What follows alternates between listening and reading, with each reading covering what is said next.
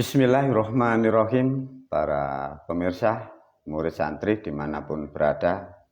Assalamualaikum warahmatullahi wabarakatuh. Guru memberi cerita, guru memberi ilustrasi, dan Anda juga diajak mengilustrasikan dan memvisualkan. Atau lebih mudahnya, para murid dan santri juga para pemirsa, bayangkan. Nah, ini keren. Video ini diberi judul oleh guru Solusi Kaum Hawa. Jadi solusi ini khusus untuk orang wanita atau kaum putri atau kaum Hawa. Solusi yang bagaimana, guru? Di bulan sekarang, bulan Sapar, kita sering mendengar adanya kata Rebu Wekasan. Ya. Dari Rebu Wekasan itu banyak hal cerita, banyak motivasi tentang turunnya musibah, banyak hal.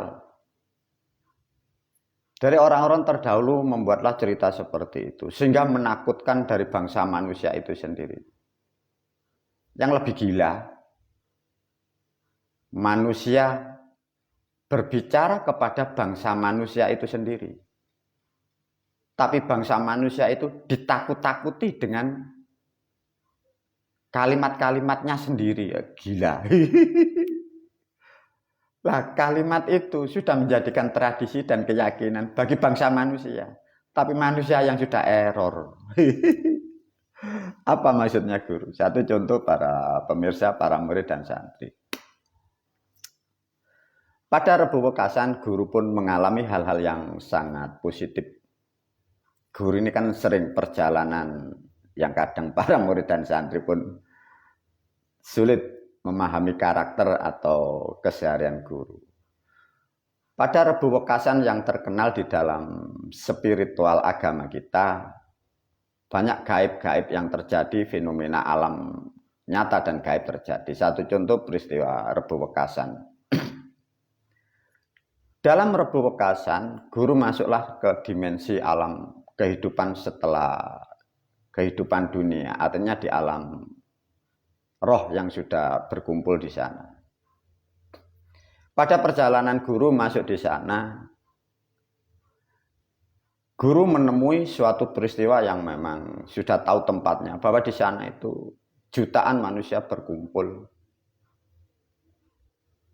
Yang jadi pertanyaan, mengapa kok selalu banyak orang-orang seperti itu yang tertunda, tidak mampu menyelesaikan perjalanan selanjutnya? Satu contoh, guru mengajak berpikir untuk mengilustrasikan, untuk membayangkan. Pada perjalanan guru di alam kubur, di situ ada manusia yang bergerombol, jumlahnya jutaan. Tapi yang unik, di situ kaum laki-lakinya tidak ada, para pemirsa. Faktanya yang di situ yang dilihat guru, semua kaum wanita, kaum Hawa.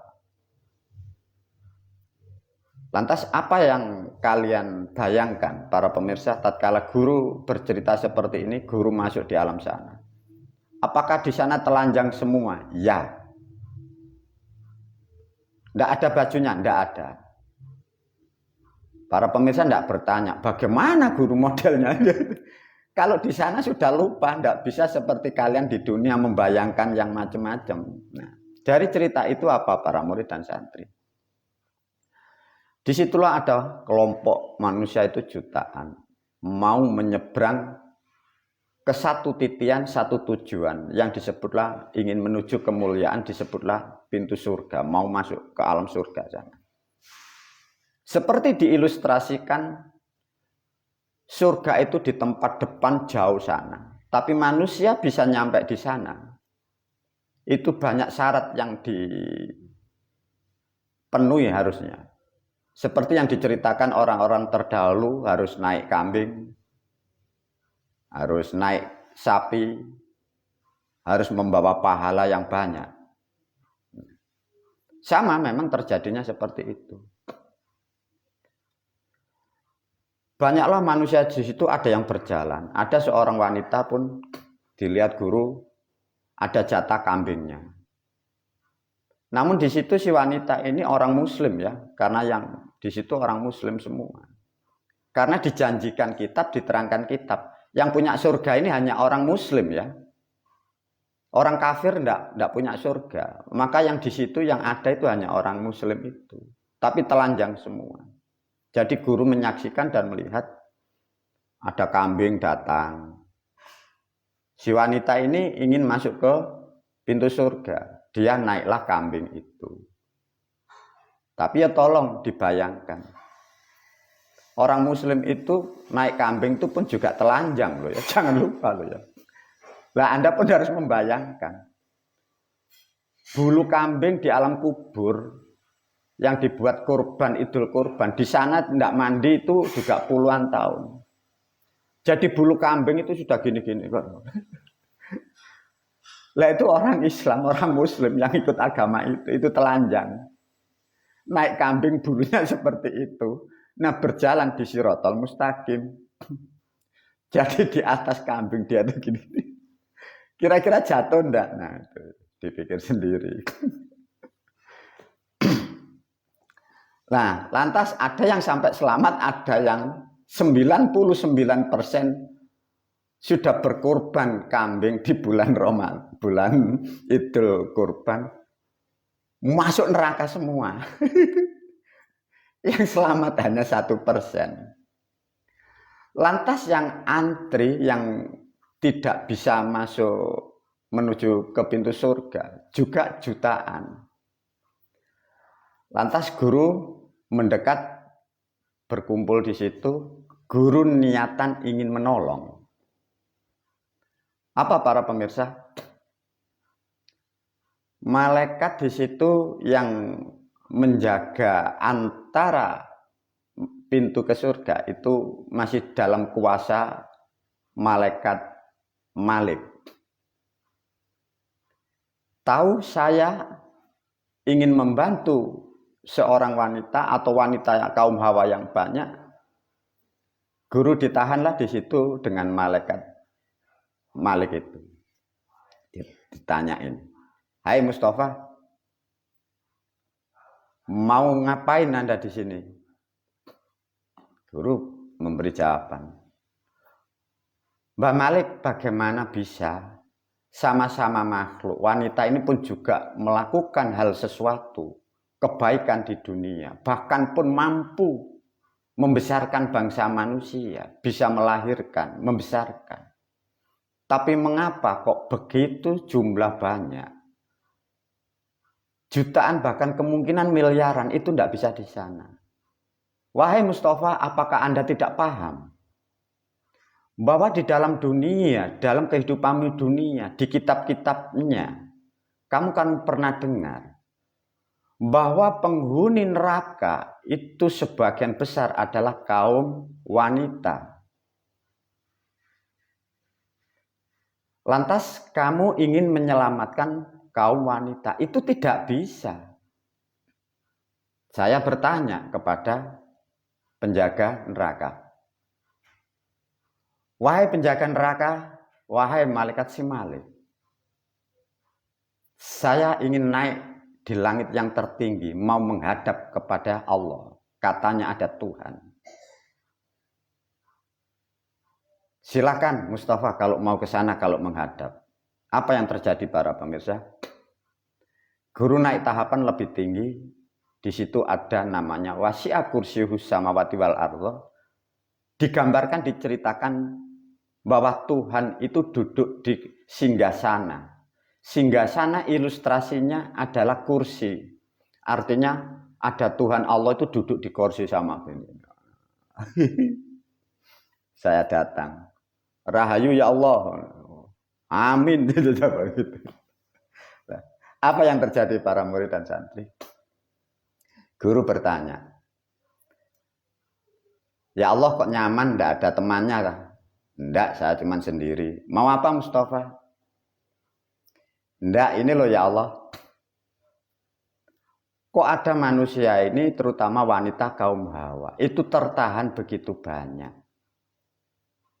Gara-gara di dunia ini ada manusia membuat statement, penghuni neraka itu kok kaum Hawa. Nah sampai sekarang di tempat seperti itu yang dibawa itu berbondong melumpuk miliaran orang-orang wanita. Wahai ya Allah, kaum Hawa wanita itu yang menjadikan dunia indah, mampu menetaskan, melahirkan bangsa manusia. Mengapa kok seperti itu? Nah itu kesalahan bangsamu sendiri. Membuat kalimat yang konyol, membuat kalimat yang gila. Yang menulis kitab itu pun dilahirkan dari seorang wanita. Tapi orang tuanya dinas di neraka, coba. Gila pembuat kitab agama Islam itu. Lah lantas bagaimana? Ya Allah kalau sudah terjadi begini. Nah sekarang Anda generasi di era sekarang, Mustafa, engkau akan menggantikan leluhur-leluhurmu yang membuat kitab yang salah. Bagaimana caramu untuk menyelamatkan kaum Hawa itu? Artinya guru diberi tantangan oleh Allah untuk menyelamatkan kaum Hawa seluruh dunia. Apa jawaban guru? Oke.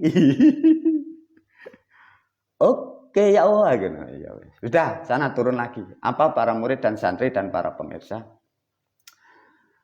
Guru turun di gerombolan, di kelompok-kelompok, di orang seperti itu. Banyak yang nangis. Guru mengambil, mendekat, ada yang sangat kuat, sehat. Dia berkeluh kesah, ditanya guru, wahai si wanita kaum Hawa, mengapa Anda kok seperti ini? Di sana bahasanya tidak bahasa Indonesia, bukan bahasa Jawa, tapi bahasa di alam sana loh ya. Tapi guru mengilustrasikan dengan bahasa yang mudah. Ibaratnya begini. Karena tidak mengerti saya dia, taunya saya ini manusia. Nah pas kebenaran dan ketepatan yang di alam kubur sana, itu juga orang Jawa atau orang Indonesia. Sehingga ketemu saya itu manggilnya, wahai Bapak, tolonglah saya. Lah mengapa Anda kok minta tolong saya? Itu sebagian banyak manusia sudah melewati jalan itu, mau ingin masuk surga. Ada yang naik kambing meskipun dia belum nyampe ke surga, dia turun ke neraka, tapi dia kan sudah punya kambing. Lah lantas bagi saya di dunia dulu ini miskin, tidak mampu untuk menyembelih kambing di bulan Idul Kurban. Lantas saya ingin ke sana agar selamat, bagaimana Bapak? Guru berpikir memutar sejenak. Gampang wahai wanita, lebih mendekat kepadaku. Guru melihat, ngukur. Di antara banyak manusia di sana, itu ceritanya, itu kan tidak ada yang tua, tidak ada yang kecil, rata-rata 40 tahun, 45 tahun. Guru mengambil sosok yang sangat sehat. Gini, wahai si Hawa, aku diberi hak, diberi tantangan juga oleh penguasa alam untuk menyelamatkan bangsa manusia, terutama kaum Hawa, agar mampu untuk melewati jembatan Shirathul Mustaqim sampai masuk ke pintu surga. Tak kasih nasihat kamu. Jadi artinya apa? Guru dituntut untuk cerdas. Tak panggil pelan-pelan, agak menyamping, agak menjauh dari kerumunan kaum Hawa yang lain. Wahai si wanita, kamu untuk melewati Shirathul Mustaqim agar mampu dan bisa masuk ke pintu surga, pesanku hanya satu. Jalannya yang lurus, ambil jalur tengah. Apa para pemirsa? Untuk selamat fid dunya wal akhirah bisa masuk. Ambillah jalan yang lurus, tetap di jalur tengah. Si wanita tidak mengerti. Jalan lurus gimana? Wong Shirathul Mustaqim sudah lurus. Jalur tengahnya bagaimana Bapak? Gini caranya. Kalau Anda nanti melewati Shirathul Mustaqim dengan berdiri, Anda pasti akan nyungsep karena keseimbangan Anda tidak imbang. Lantas bagaimana Bapak? Nanti kalau Anda kaum Hawa, kalau melewati jembatan Shirathul Mustaqim, tolong Anda selonjor. Apakah mungkin Bapak? Iya. Karena kamu sehat, tapi tetap loh jalurnya di tengah loh ya. Akhirnya dicobalah oleh wanita itu dengan mulai 1 meter per meter. Jadi artinya wanita ini ngikuti nasihat saya. Dia selonjor gini. Nah akhirnya apa para murid? Dipelajari guru, dianalisa, alhamdulillah uji coba pertama kaum Hawa diuji oleh guru. Faktanya mampu sampai melewati jembatan Shirathul Mustaqim yang panjangnya ribuan kilometer. Tatkala sudah sampai di sana, dada-dada begini, dia bahagia nyampe. Akhirnya saya naik lagi ke langit, menghadap kepada Allah. Ya Allah, alhamdulillah misi saya sudah selesai. Tuhan itu heran melihat konsep guru. Loh, kok bisa Mustafa? Katanya gitu. Bisa saya. Gimana caranya? Tak kasih tahu. Jadi Allah tak kasih tahu para pemirsa. Gini loh ya Allah. Kaum Hawa tadi saya suruh selonjor waktu lewat Shirathul Mustaqim. Loh apakah bisa? Apakah dia tidak tercebur ke neraka Mustafa? Tidak ya Allah. Loh mengapa kok bisa? Nah itu loh ya Allah. Kanan kiri itu terganjal dari teteknya yang 2 itu. Yang bagian tengah itu terhimpit dari kelaminnya. Jadi Shirathul Mustaqim itu dicepit.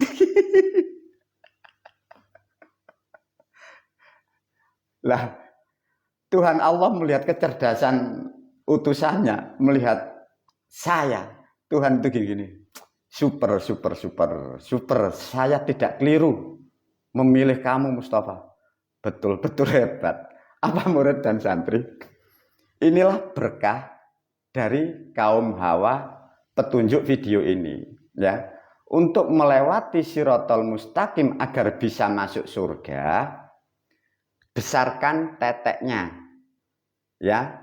Jalur yang tengah buatlah yang rapat. Pasti masuk surga. Wabillahi taufiq wal hidayah wa ridha wal inayah. Assalamualaikum warahmatullahi wabarakatuh.